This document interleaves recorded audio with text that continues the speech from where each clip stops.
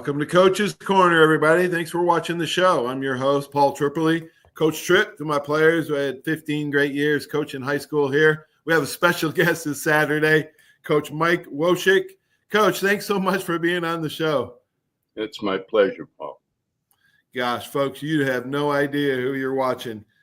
College and NFL strength coach, 6-time Super Bowl champion. That's right. You heard me right. 6 times. I think you're the only one that's gotten more. Correct me if I'm wrong, Coach, but I think the only people, only coaches and players on earth that have more than that is Tom Brady and Bill Belichick, who you know well. You know both of those guys well. Yeah. Before then, I was a trivia question. Yeah, you could be a trivia question, a bar question, right? Trivia bar question at the bar. Right. I bet you X amount of dollars. Coach, what a story. What a beautiful story. You talk about, I usually start at the beginning. Talk about where you grew up and talk about your mom and dad and any siblings you had. I grew up in Westwood, Massachusetts. Mother and father at home, both very supportive. Both came to all the games, all the athletic events of myself and all the other kids in the family. After I got through high school, at Westwood High School, I went to Boston College for undergraduate school. And then I went from there to Springfield College. And then after Springfield College, I moved on to Syracuse University. I was their first strength and conditioning coach. And then after that, went to the Dallas Cowboys, then to the New Orleans Saints, then to the New England Patriots, and then back to the Cowboys, and that's where I retired. Springfield College. We had a friend of the family when I was growing up in Syracuse, New York, that he went to Springfield College. It is the Mecca for people who don't know, and most people do not know this. That is the Mecca for coaches. Actually, it was the origin of basketball, Dr. James Naismith, right? That's right. Oh, my gosh. Talk a little bit about Springfield College there in Massachusetts. Well, it was really a great experience. I mean, one of the things that you had to do there, if you were going to be a coach, they had the philosophy that you had to do it. You had to be able to actually demonstrate things, and you couldn't, you had to be fit. And I was a grad student there, and I had to take courses like, baseball, and I had to take gymnastics, and I had to take all these skill courses, and some of it was pretty rough. I was a dorm director, and I was coaching at the same time. I was a graduate assistant, so I was working with the track and field team. And I was in class with all the undergraduates, the guys that I was coaching and trying to do vaults and get on the rings. And I remember in baseball, the baseball coach had us, we would do a different position each day in a skill course. And we were doing third base. And he was telling us, get in front of the ball and, block it with your body. Don't let it get through to the outfield and so on and so on. And he had a bat and he hit real shots at you, and so I'm out there at third base and he hits the first shot and it goes off my right shin. And that's the way to get in front of it. Then he gives me the second one and it goes off my left shin. And I had golf ball welt on both shins. In that skill class, but it was a great experience. They were great teachers, in exercise physiology and motor learning and all of the disciplines, biomechanics, that I needed to learn from in order to apply in coaching. Wow. Yeah. Kinesiology now. They're all kinesiology majors.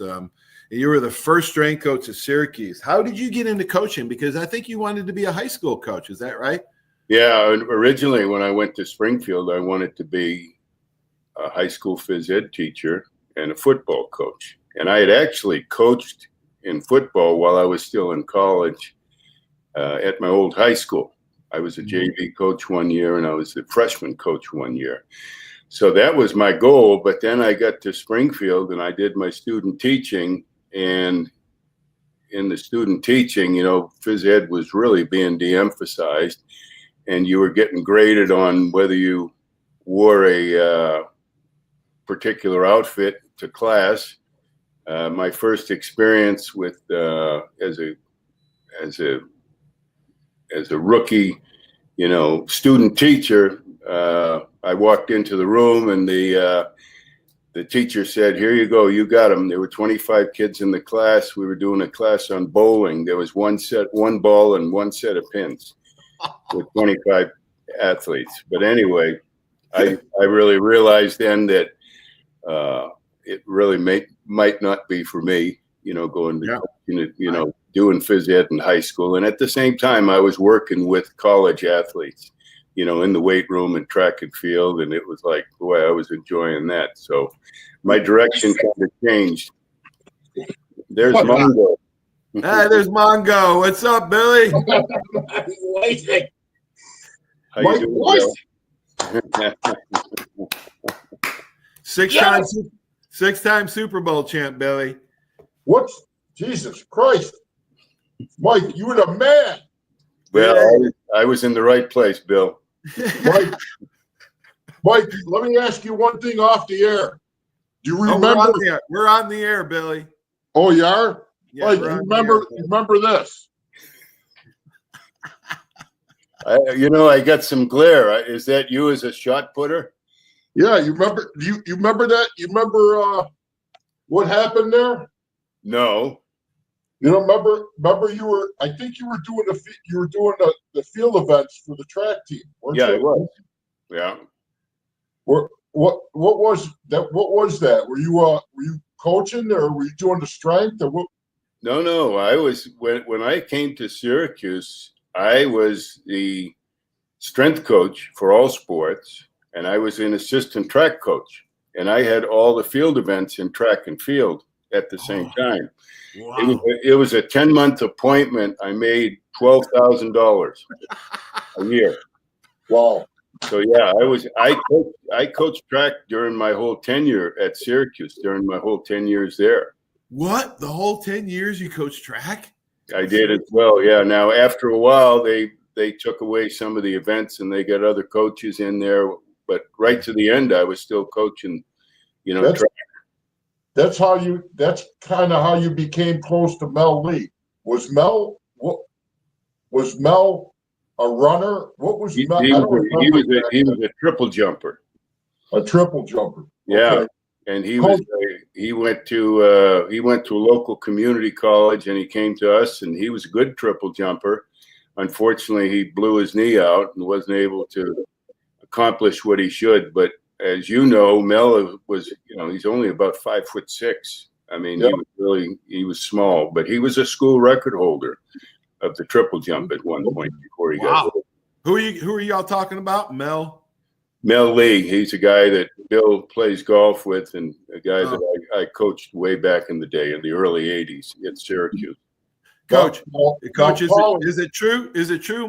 Billy was your first 500-pound bencher. I believe so. Yeah. Mike, oh my God. Mike, hey, Billy, go ahead. Mike, Paulie, I'm gonna bring back an old memory for Coach Mike, and I don't know if he remembers this. So, Coach, now you remember how I ended up throwing the shot for you. You remember what happened? No, I don't remember what happened. So Paulie, I'm standing. I think it was my junior or senior year. I'm in the weight room, right? Mike was. I'll tell you, Mike was the greatest, man. He used to go to dinners with us. We used to hang out. I mean, the guy's the most humble guy for having and Mike, I put you on the wall with the 4 of the best top strength coaches that ever coached the strength stuff, because the programs he put together, just to give you guys an outline on, because he'll never say this, the programs he did. And I remember this, and I stole everything from Coach Woicik that I used in my gym for the last 35 years. And all the programs, the 4-day week programs, the 3-day, the stuff he did was groundbreaking stuff. I mean, and he'll never say it. The guy won't say one word about that, but the strength stuff for us and for myself, coming from Coach Jensen, which gave me my base, to getting coached by Coach Weiss, it was just what a transition. I mean, not many people could say that. Now, Mike, I want to ask you before I get into that story about track. When you came into Syracuse, was the weight room, was it still in that little side room? Was that small room, or did we have the bigger room then? No, it was still in the small room. They were actually at one point, I think it was under construction, and we were in like a garage or something like that, some of the equipment. So that was Paulie, no lie. We had, I think, 2 bench presses and 1 or 2 squat racks. You're talking about a Division I program. Yeah, well, back then there were not a lot of teams that had strength programs. We're talking 1980. I mean, no, there weren't. Coach, I had one of the greatest that ever lived, Al Miller. You know Al Miller well. You call him Killer Miller. Yeah, Coach, he was brutal. Let me tell you, man. He was. What did you learn from? What strength coach helped you? I know you told the story about Kent Johnston. And I'd like for you to tell that story real quick about how Kent helped you early in your NFL career. Well, I was never an assistant, so I never really had a mentor. So basically, I came out of grad school and I relied on the learning that I had, in my biomechanics and textbook of work physiology and, studying the sciences and setting up programs and methodologies and coaching and things like that. When I got to the league, and this is the story that I told you the other night, we were at the Combine the first year that I was there, and our general manager thought it'd be a great idea if I interviewed prospective players, to get an idea of their work ethic. And I had a list of about 120 players that I had to interview, and it was mission impossible. I mean, you had all these other coaches that were already interviewing them, and the last guy they wanted to talk to was some strength coach, from the Dallas Cowboys, because they had positional coaches and head coaches and coordinators. And I mean, I literally would follow guys into the bathroom and talk to them while they were taking a piss. I mean, it was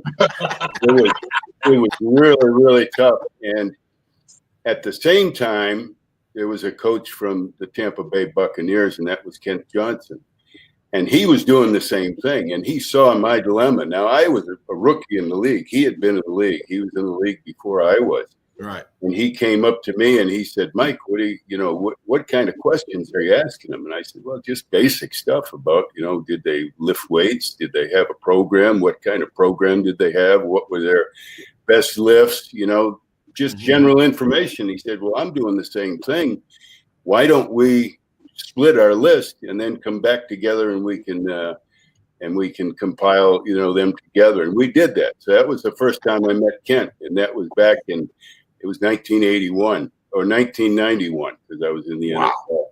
And, what a good friend he was. Now, Al Miller, you bring up, I used to sit next to Al Miller at what we called the bathing suit contest at the Combine. That's when the guys would stand up there and they'd have their height and weight, and they'd be in underwear. Yeah. And Al would save me a seat every morning next to him, and he was one of the guys that I would get information from. Another one was Johnny Parker. Oh yeah, Johnny Parker. That's right. Yeah, with the Giants, and he was very, very. I mean, they had just won the Super Bowl, my first game with the Cowboys, and he walked across the field to welcome me into the league. I mean, he was really a class guy, and he was a guy that I would actually go down to New York every off season and visit with him, and we'd talk shop for a full day, every year. And then Dave Redding was with Cleveland, I believe, at the time. It might have been Kansas City, but those were the guys that I kind of called, and because I was a rookie at it. I had coached in college, and now what was different about the NFL, and we did a lot of the same things in the NFL, Billy, that we did in college. I mean, strength is strength, power is power, speed is speed. So it was kind of something I want to ask you about the differences and the other thing I want to ask you, Mike, when you had the programs, you made these programs for us. Now, some of them were 4-day programs, Monday, Tuesday, Thursday, Friday. Others were Monday, Wednesday, Friday. You know, there was a school routine or a 3-day routine. Now, the stuff you had, they were, now, Paul, you got to understand, they were 16-week programs already gauged right to the end. I mean, were those things that you came up on your own, or how did you come up with the percentages of all that stuff? Well, I read a lot, and a lot of the information that I got, I was a track athlete and I didn't have anyone to guide me in the weight room. So I read Muscle and Fitness and Muscle Training, and I had, periodicals. There was a periodical called the Yes Sports Review, which became the Soviet Sports Review. And they they had articles on training. And then obviously when I was at Springfield, we took courses on those things as part of our exercise physiology. You had section on speed training, you had section on, doing agility training, you had section on weight training, progressive overload. And so basically with those sources, and then when I first got into Syracuse, one of the first things I did was I sent a letter to all the top 20 teams in the college, to their strength coach, and asked them if they could send me their conditioning program. Wow. And some of them did, some of them didn't. But I remember one of the greatest influences was Nebraska, Boyd Epley at Nebraska. Yep. And he sent me. They had a book, and I'll tell you, I learned so much from the feedback. So I got feedback from other coaches, and as well as my studies in grad school, and and reading on my own and experimenting on my own. So that's kind of how I came up with things. Coach, was that Nebraska guy, Redding, Parker, Miller, and Woicik? Those, I think, are the 4 or 5 on the Mount Rushmore of strength coaches in the United States. That's quite a company, Coach. It's an interesting dynamic, how strength and conditioning has changed over the years. Coach, talk a little bit about how strength, power, agility, balance, and movement, and I think the shift now is more towards balance and movement in that emphasis. Is that true, and how has it changed so much? Well, I think it's changed. There are a lot of restrictions, especially in the NFL, as to what you can do. In the old days, when I was with Dallas, we would go to a Super Bowl and we'd start our off-season program in March, and we'd go till July. Now they don't start until the middle of April, and they have much more football activities going on. So you really don't get time to train them, and they end in the middle of June. Wow. So strength coaches now have a very, very difficult time because they don't have the players there. They don't pay the players, early in the off season to work out. Some people say, well, today players are bigger, faster, stronger than they were. And that is not true. My experience is that is not true. Back in the old days, the guys trained harder. I mean, we did all the testing. We did strength testing. We did speed testing. We did agility testing. We did, explosive vertical jumps. We did all of it. And I can tell you right now that I have never seen. To give you an idea, back in the 90s, we had 7 or 8 guys that could bench over 500 pounds on the roster. I had one in Dallas when I retired. One. Wow! From 2010 to 2020, you had one. Yeah. Well, wow. Holy cow. 1990s, And we had guys that ran fast. We had guys. We had a track in Dallas in the early 90s. It was a synthetic track, so it was faster than running on grass or turf. But we had guys run 4.3s. Back then we had guys vertical jump 40 inches.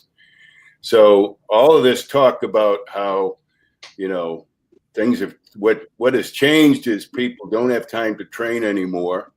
Mm-hmm. Athletes are coddled nowadays. Guys don't work hard in college like they used to because of this no, this licensing thing. I mean, if you push a guy too hard, he's going to say, "I'm just going to transfer and go somewhere else." So to me, I have seen it go down. You know, oh, wow. and I am glad that I got out of it. I've been out of it for 5 years, but I mean, I'm glad that I'm not in it anymore because I talk to people that are in it, and it's, you know, everybody's got their own personal trainer and their own ideas of training, and they don't come, you know, you don't get to train them in the off season. Yeah. They don't come in fit, and the NFL tries to spin that injuries are less, but I don't buy it. Yep, I agree, Coach. I agree. I was watching a coach the other day, and he says, you know, back in the day, you had to teach them X's and O's and technique and fundamentals. You didn't have to teach effort and toughness. Now it's just flipped. You don't have to teach them fundamentals, X's and O's. They get it in 7-on-7 and 7-year-olds. But now you have to teach effort and toughness. It's just flipped. Right, I know George O'Leary. You know Coach O'Leary. All of us know George. Yeah, all of us know George real well. I played for him. Billy played 7 years for him. Coach, you coached with him. He comes on my show and says the generations are getting softer and softer every year. But it is a lot of time that the strength coach, still to this day, the strength coaches. I was watching a podcast that Urban Meyer was on, the Triple Threat podcast the other day. And he was talking about rating, and Saban rates players, you know, from 1 to 5, right? You know, really bad to elite. Urban did the same thing with his assistant coaches, and it was interesting to me that he said 1s and 2s don't even make it in high level football coaching. 3s, they get moved around a lot. 4s, you can want and negotiate their contract with them; they're wantable. 5s are elite, and the only coach that you got to have a 5 in, he said, was the strength coach. Wow, that's a great perspective, because I always thought of that as well. I thought you spend most of your time with your strength coach. You don't spend it with the head coach, and you don't even spend most of your time with your position coach. It's the strength coach that knows the players better than anybody. Coach, talk a little bit on that theme and that dynamic. Well, you're right, because especially in the off season in college, coaches are out scouting, or they were at that time. I don't know what the rules are now. So, I mean, basically, you're the head coach for the off season, and you work with every player on the team. I mean, you can say that, well, the special teams coach is close. Yeah, he is, but he doesn't work with everybody. Right. So the strength coach certainly is involved with everybody on the team. Now, strength coach obviously has to have support from the positional coaches, from the head coaches. The strength coach doesn't determine who's going to play and who's not going to play. You know, and in the NFL, who's going to make money and who's not going to make money. So, I mean, the strength coach can't do it all by himself, obviously, but there are lots of times, I mean, in the NFL, in the off season, coaches are working on game plans and studying tendencies, and they're watching film. They're not out with you. You and your staff have the entire team, you know, during the course of the off season. So, yeah. I can see, especially in college, why Nick Saban would say that, because you really have to turn your team over to those people for an extended period of time. Absolutely. Coach, you've coached under so many great coaches. My gosh, I mean, the list is almost endless. Who was one of the best head coaches and the one that really was really concerned about strength and conditioning and really put an emphasis on it? And I don't want to talk about any bad head coaches, but who was great to work with over your 30-year career? Well, starting in college, Dick McPherson. And I talked to Billy about this the other day. I mean, Dick McPherson was like the mayor of Syracuse. He was kind of, he glad-handed everybody, and he was really, politically, he could have run for office. And at first, I kind of thought he was not genuine, but when I got to know him, he was really one of the most genuine people I've ever worked with. And he checked me out when he came in. See, I was hired by the staff before, Mm-hmm. And he checked me out. He had a buddy of his. He had come from the NFL, and he had a buddy from the NFL come and say, "Come and check my guy out here, because I don't know anything about strength and conditioning." And so he had a guy come and check me out, and evidently the guy gave me the green light, because after that, for 9 years, anything that I said was law. Wow. I mean, you know, he was just tremendous. He was supportive. He believed in it, and their coaches did. I mean, the support I got, you know, the players all knew, and I think Bill could attest to this, that Mac was behind what we were doing. It was, you know, Paulie, back when Mike was, and I remember Mike coming in. I think, Mike, you came in when I came in. I think it was, right? You came in the same year, and was it 80? 80. Yeah. 80. And everybody, you know, the way Mike, you know, represented the strength and conditioning, the way we worked, everybody bought into it. And to put it to his point, nobody went outside the realm to personal trainers or any other. Everybody bought into that same program, and it was, and the results are just, they're there. You know, the results. Hey, Billy, Coach, I got a funny story about buying in, having a player buy in.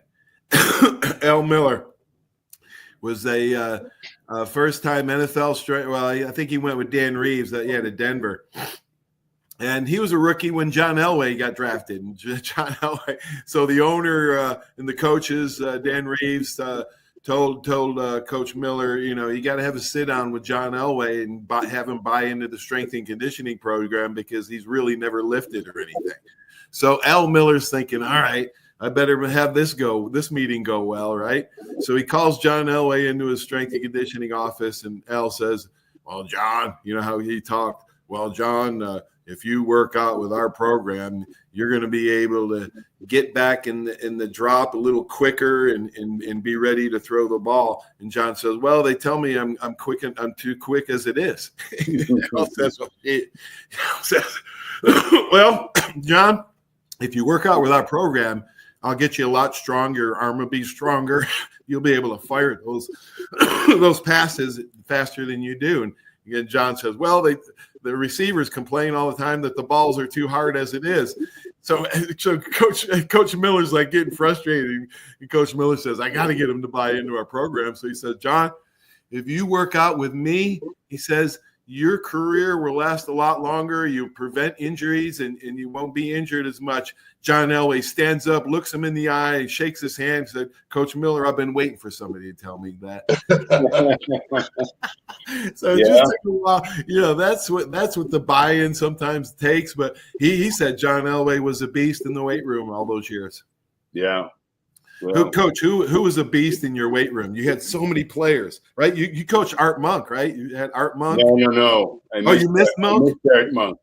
Donovan McNabb. That was after me. Marvin Harrison. Did you have Marvin? Marvin was after me. Coach, who was a great player at Syracuse besides Mongo? Mongo.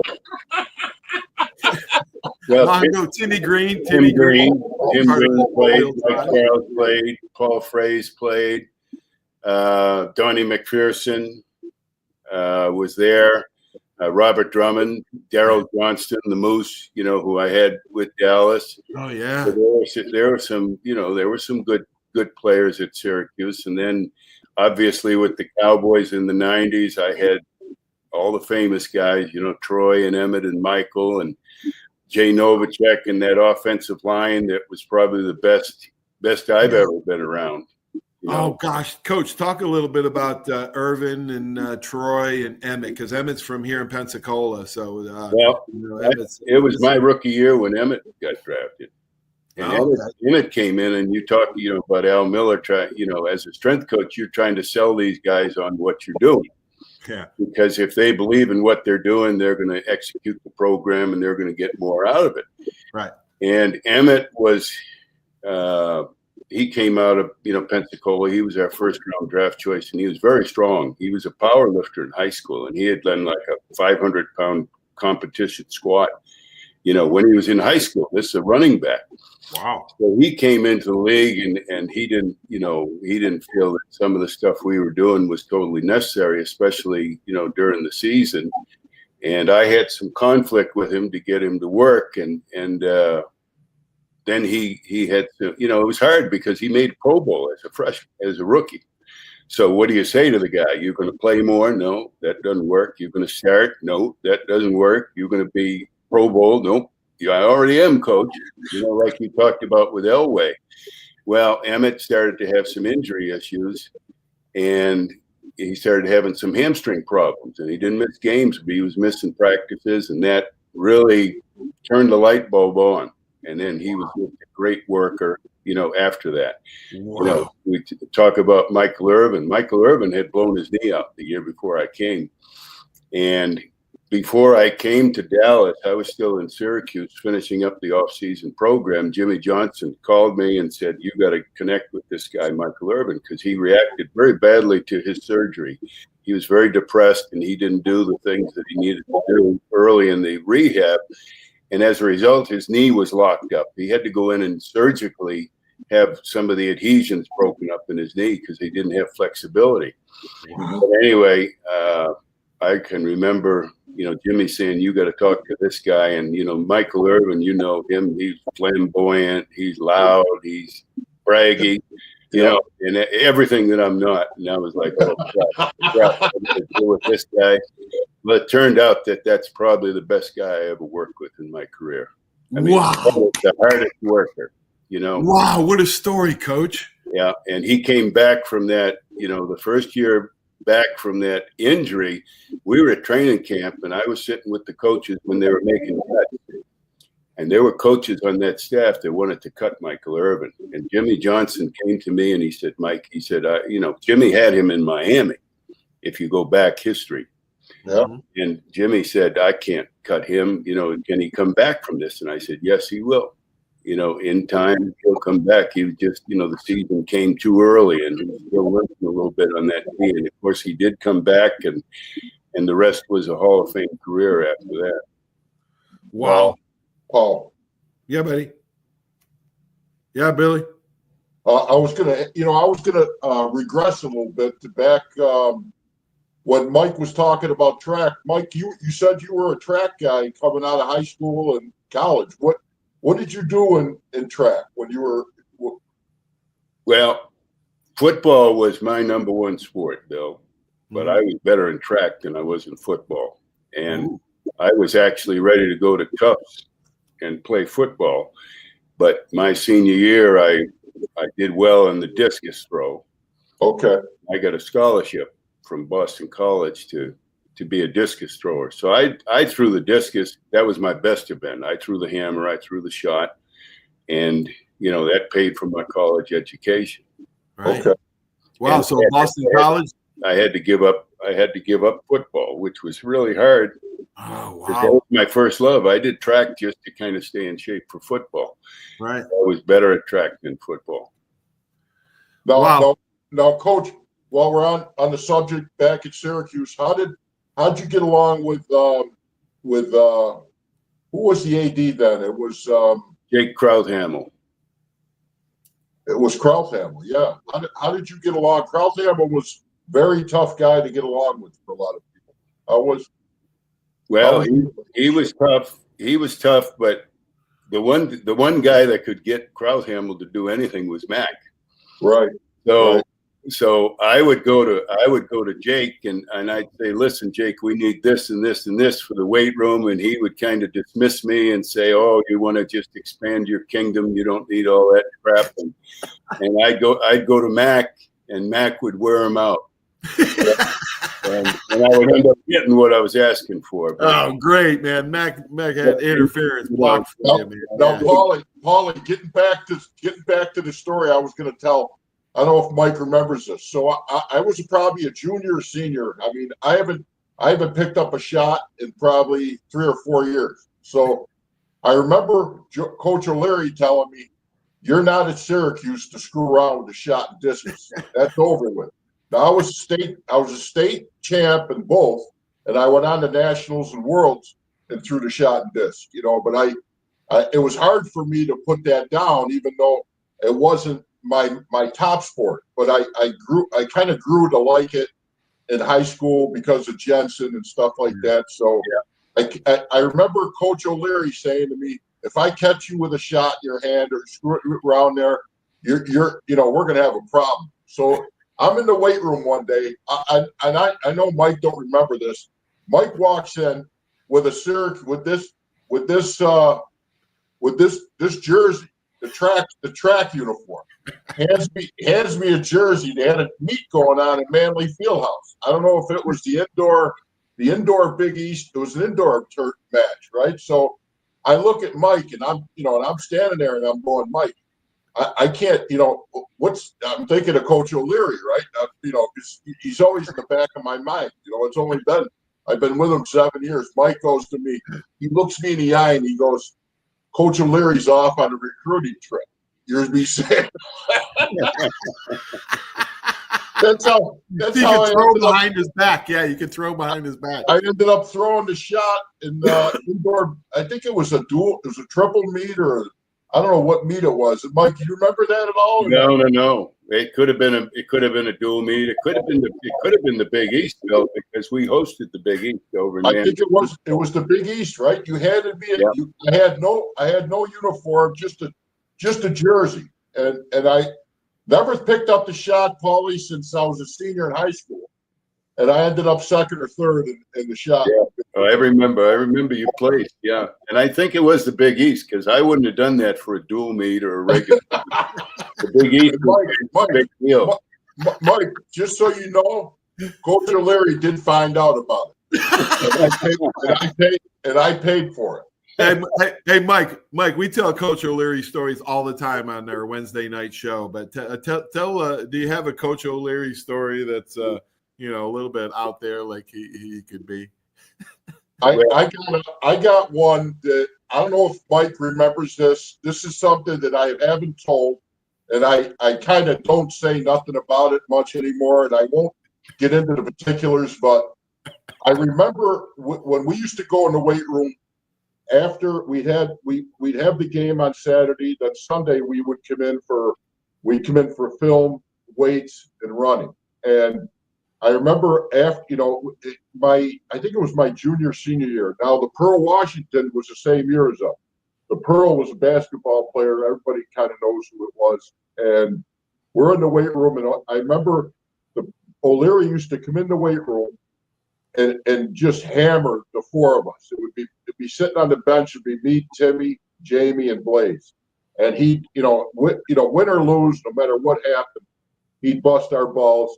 And behind him, walking in, was the Pearl, standing behind him, like off about 10 feet from him, making gestures, like giving us the finger, going like this, just being, Mike, do you remember how the Pearl was? He was just a ball, just a rest in peace now, but he was just one of those guys that was just ballsy. He had no fear.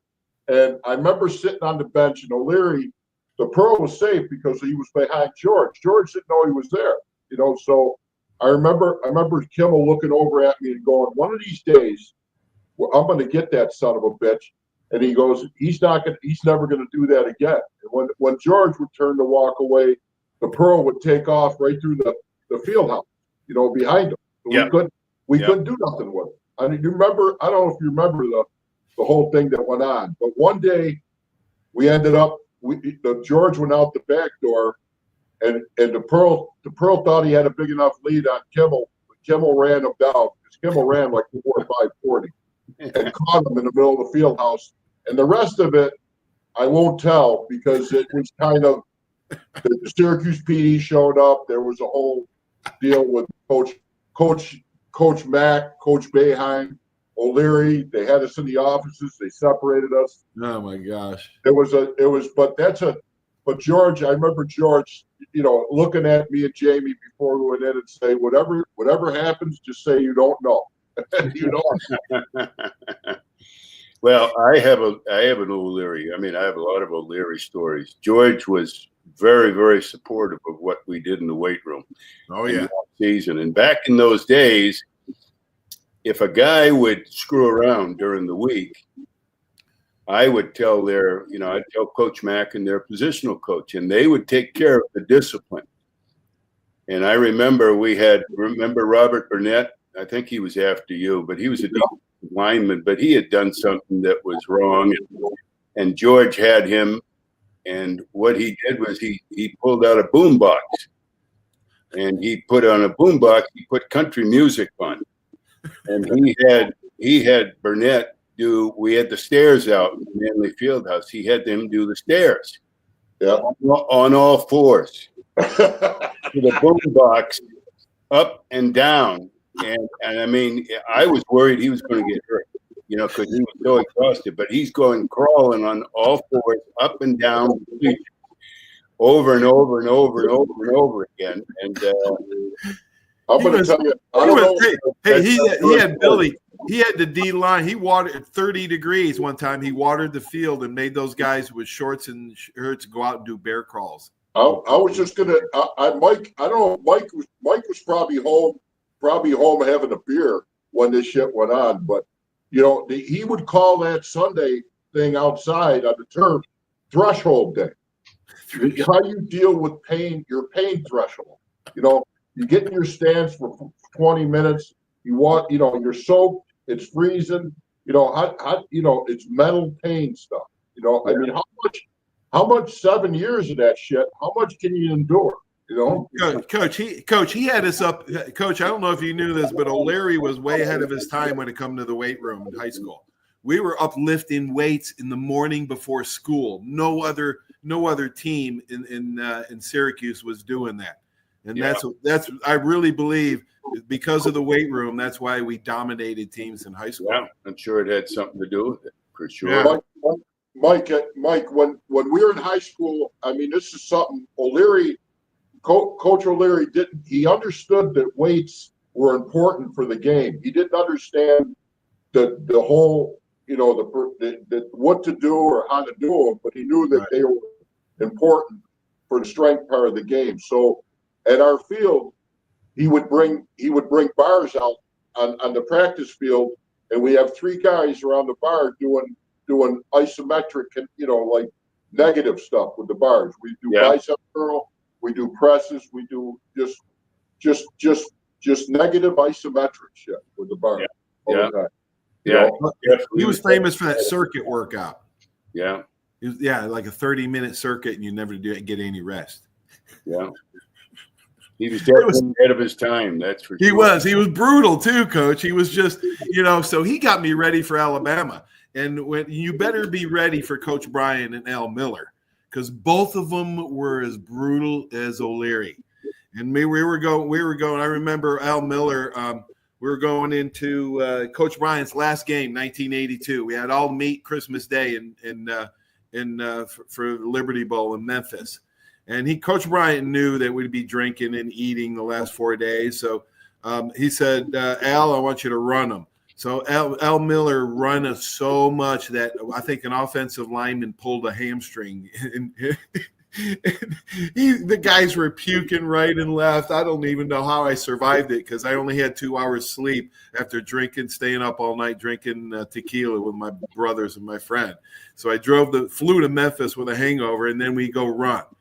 So Coach Bryan comes over to Al after everybody's just destroyed. And after about 45 minutes of running straight, Coach Bryan said, Al, I told you to run them, not to kill them.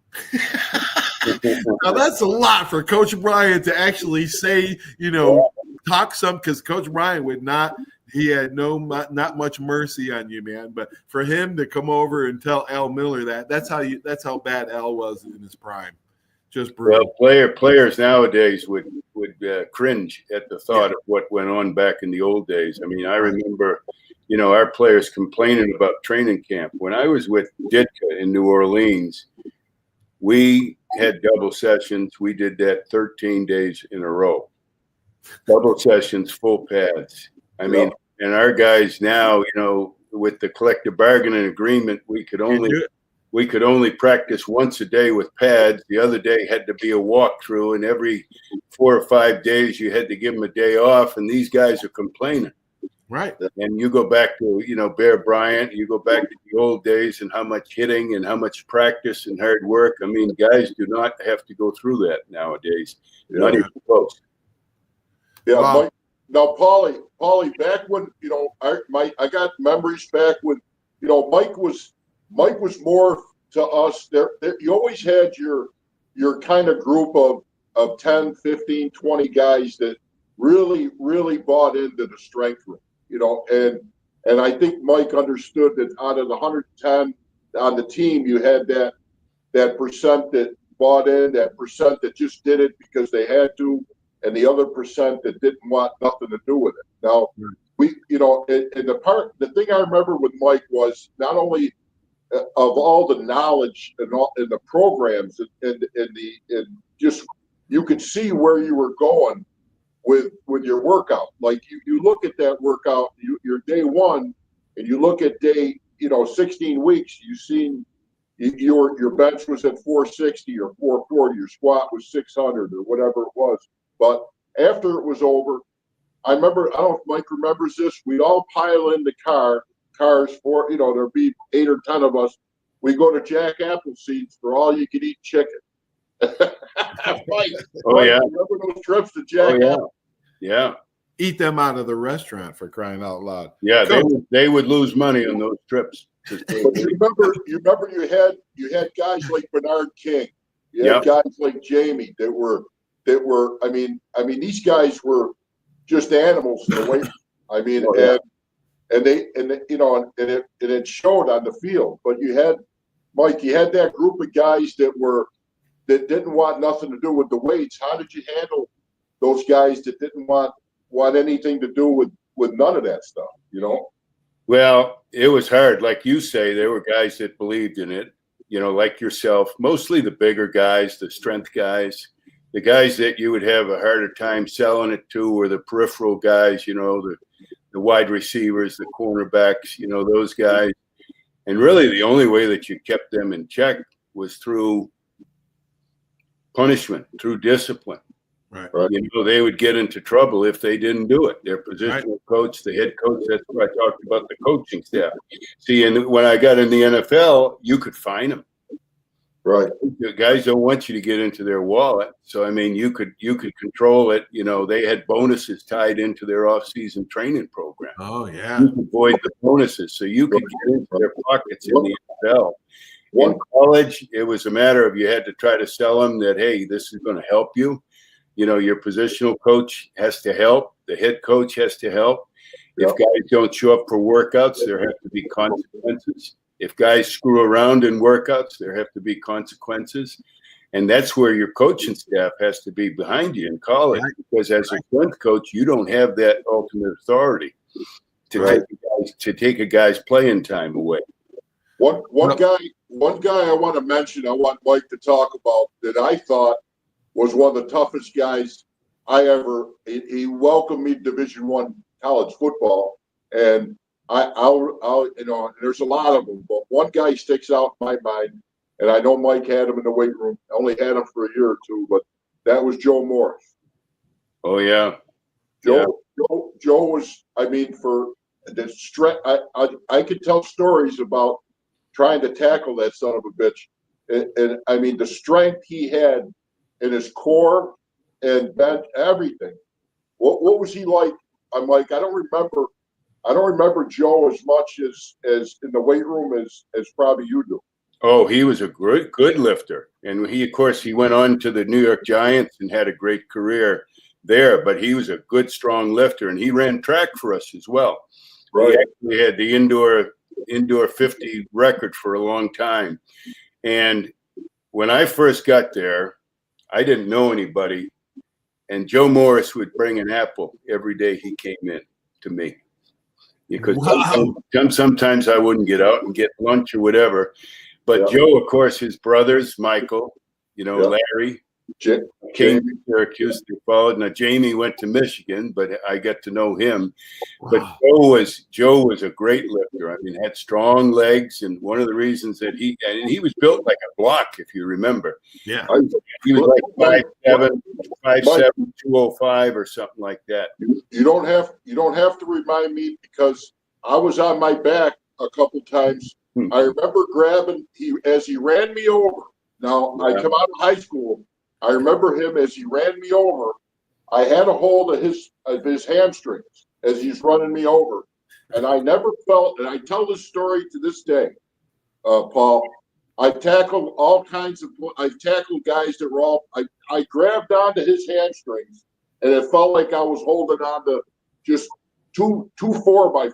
There was nothing I mean, the guy was just incredible. Oh, he was a block, yeah. He was and he was a hard worker, and he, of course, had a great NFL career. And I still used to see him. He used to be when I was in the NFL for 30 years. Whenever we'd play New York, he would be the uniform violation guy on the Giants. So I would get to say hello to him, but I haven't seen him in years now.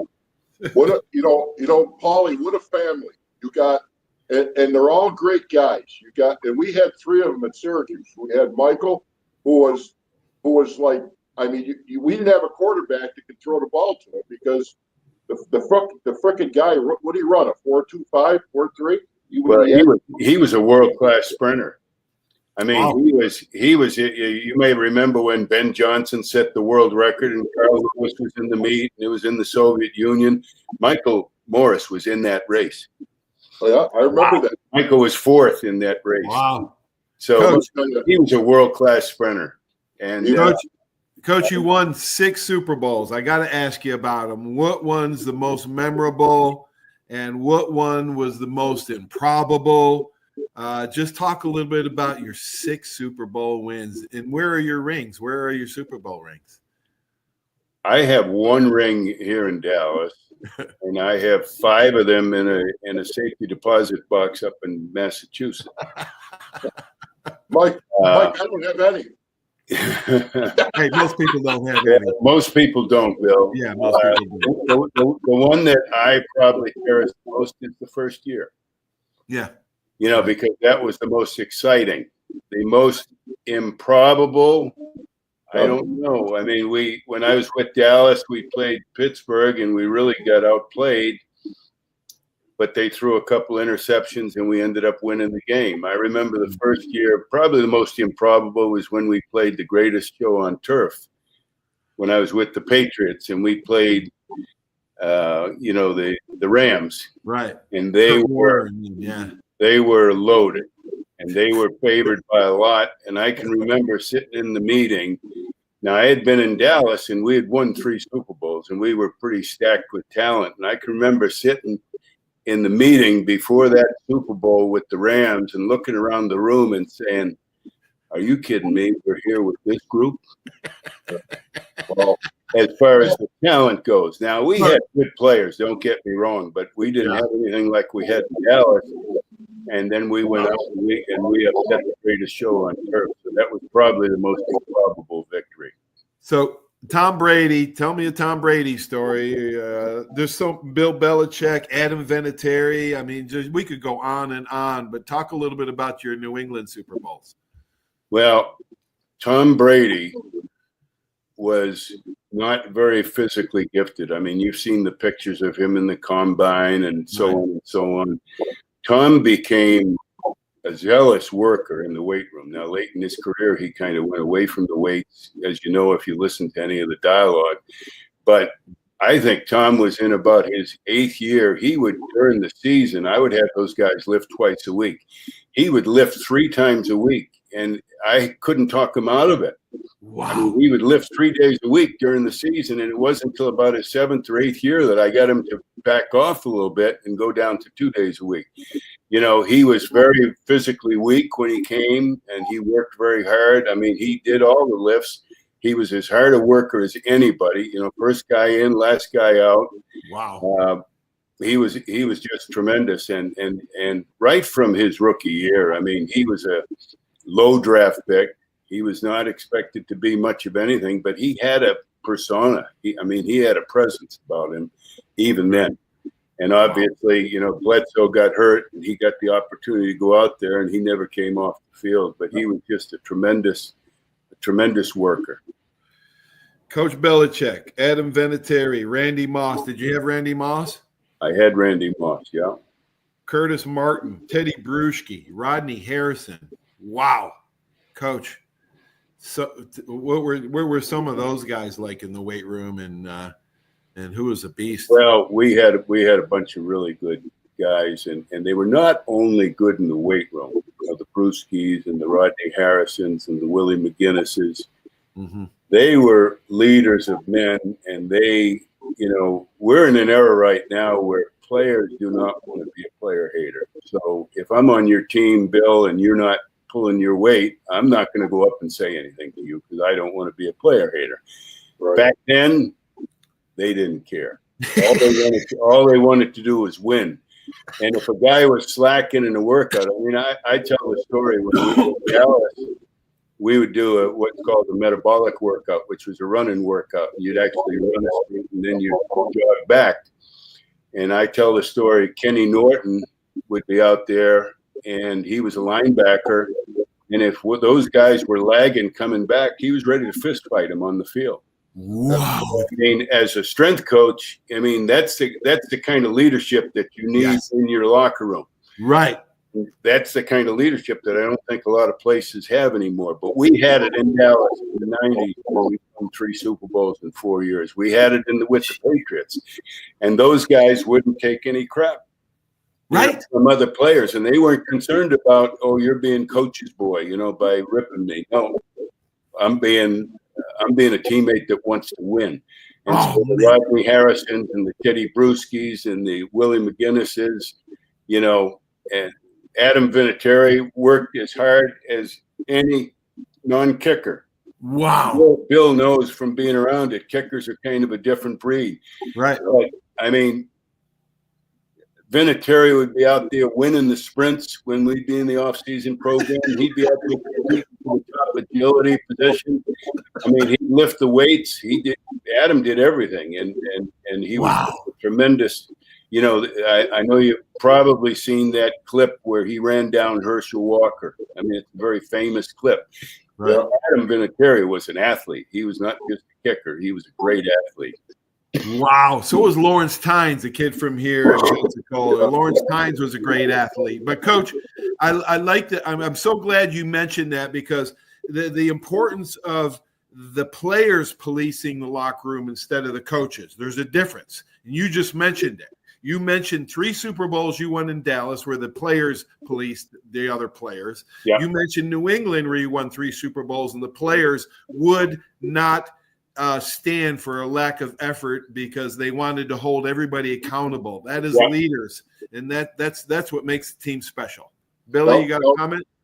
Let me get one thing in before Mike goes. Before we wrap, Mike, I want to back up a little bit, and I want to get your thoughts on going back to the 80s right up to now about the anabolics, about the drug enhancement, about the HGH, about all that stuff from the anabolics right on through. What was your experiences of guys maybe on that, knowing about that, not knowing about what? I remember back in the 80s, it was a big, the anabolic stuff was a big thing. And then working up into the creatine and then the HGH and now whatever they're doing now. Well, obviously in the 80s, it was rampant. And you would know better than I how much it was taking place with the athletes at the time because guys wouldn't tell me. But I would see athletes that would make gains that were beyond what I thought they could normally make. When I got to the NFL, that's when they banned steroid use. The year that I came to the NFL, they actually banned it and they started testing for it. Oh, wow. So, and there were athletes that had been very prominent that were no longer able to do it in the NFL because without steroids, we had an offensive lineman that I won't say his name, but he was a big, steroid user and he was a big lifter, before I got to Dallas. And when they took his steroids away, he just shriveled up. And I mean, I used to joke with him that I could outlift him, as a strength coach. And he didn't last very long in the league. Now, as far as the other stuff, I think people have always been dabbling, with the HGH or, whatever. I don't think the steroids have been as much of an issue because of the testing, but they try to find ways to get around it. And during that Conti period, I don't know if you remember, they had the Clear, which was a form of anabolic steroids, testosterone that would, I guess, they couldn't test for it. When they put it in the test tube, it would disintegrate or something like that. So I'm sure I had players that were dabbling around, but I don't think it's nothing like the 80s, because they were testing. Right. So I think that, they've done a lot to shut it down. And maybe that's one of the reasons that guys are not as strong as they were. I don't know. Yeah. Coach, 6-time Super Bowl champion. Man, I just want to say thank you. I know Bill wants to say thank you, but man, the number of players that you impacted, man, that's even more important than those rings. But thanks for being on, Coach. Well, I appreciate it, and it was good seeing you. Billy, I hope I see you up in Syracuse when we come up for the golf tournament in June. You're going up for a golf tournament in June? I'm going to try to get Paulie to come up too. Oh, I'd love to, man. I would love to play golf with you guys. We have a tournament for a guy, a Syracuse grad, who was after Bill, who was he was actually my assistant for years, and then he took over for me with the Dallas Cowboys, and then he died. He tried tragically, and his name was Marcus Paul, and we have a foundation, and we have a golf tournament every year in Syracuse. It's going to be June 4th this year. So, yeah. God rest your soul, Marcus. No, Mike. Real quick, what happened with Marcus anyway? What led up to the untimely death? Well, it was very, very sudden. He was totally healthy, and he was actually sitting in his office, kind of talking to one of the players. Another assistant was there, another guy that I had hired that he inherited. And in the middle of a conversation with the player, his head went back and he lost consciousness. And what happened, and they ran and got the trainers, and they had a defibrillator, and they had all the equipment, and he was, an ambulance was there within 5 minutes. Wow. And he had a pulmonary embolism, and that basically was a blood clot that stopped his heart. And by the time they got his heart back going again, he was brain dead. So he was actually still being kept alive on machines when I got to the hospital. And after a day, he had no signs of nerve life. So they had to declare him dead. But that was how it happened. It was just sudden, and it came out of nowhere. And it kind of reminds you that tomorrow isn't promised to all of us. Nope. Tomorrow's not promised. If you want to learn more about that subject, check out our Monday night show with Kerry Good as we talk about that very subject, being where your feet are and all that. Check that out on Monday night. It's called Good and Faithful Servant on Monday nights. Kerry Good was a great strength coach as well with Al Miller, as a matter of fact, and he's got ALS, much like our teammate Timmy Green. So our prayers are out for Timmy and Kerry with fighting ALS, but those are two fine individuals, man. You won't find a more wisdom-filled person than Kerry Good. Coach, thanks so much for joining us.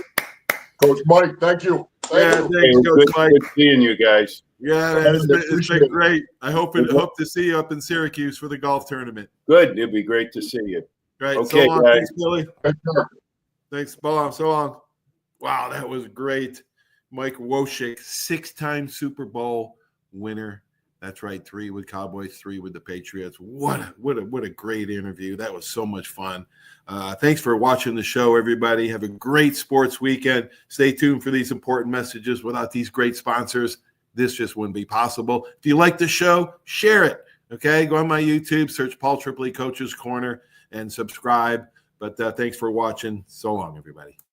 There's a reason why Hill Kelly in Pensacola is the #1 selling Chrysler Dodge Jeep Ram dealer between Jacksonville and New Orleans. While other dealers have taken advantage of a competitive market with higher prices, Hill Kelly has discounted prices to the lowest of the year. And Hill Kelly in Pensacola won't surprise you with excessive charges beyond the selling price. Come see why people from Milton, Pace, Foley, Bay Minette, Daphne, Gulf Shores, Mobile, and beyond are driving to Hill Kelly in Pensacola to buy their next new Chrysler, Dodge, Jeep, or Ram. At Hill Kelly, the bottom line price and your satisfaction are what really matter. So before you sign, check the bottom line and make the trip to Hill Kelly in Pensacola to see what true local ownership can do for you. At Hill Kelly Chrysler, Dodge, Jeep, Ram, Highway 29 in Car City, Pensacola. Or shop online 24/7 at hillkellydodge.com. When it comes to bottom line pricing, nobody beats a Hill Kelly deal. Nobody. That's you trying to fix the plumbing yourself to save a few bucks. Doing things yourself doesn't always end well. The same goes for insurance. That's why Auto Owners works with local independent agents who tailor coverage to meet your needs and offer discounts for life, home, car, and business insurance. Because sometimes you need a professional to get the job done right. That's simple human sense. Are you riding around in a filthy vehicle? Dirty car no more. Visit Ronnie's Car Wash today to get it shining in no time. They have 3 convenient locations with another coming soon. The unlimited monthly wash packages start as low as $14.95 per month with free vacuums, multi-purpose spray, and towels. Visit them in Gulf Breeze, Navarre, Fort Walton, and soon Crestview. Don't wait, wash today. Be sure to see Ronnie's Car Wash on Facebook to see the latest specials and discounts. You'll be riding and shining in no time. 75 years of service and high tech today. It's Pensacola Glass Company at 433-8348. High tech is a term often applied to advanced services and products in today's marketplace. And today, glass is much more than the simple painted brittle, see-through stuff we hit baseballs through when we were kids. Glass is now a product with unique flexibility in both performance and application. And Pensacola Glass Company is growing right along. That's Pensacola Glass Company at 433-8348.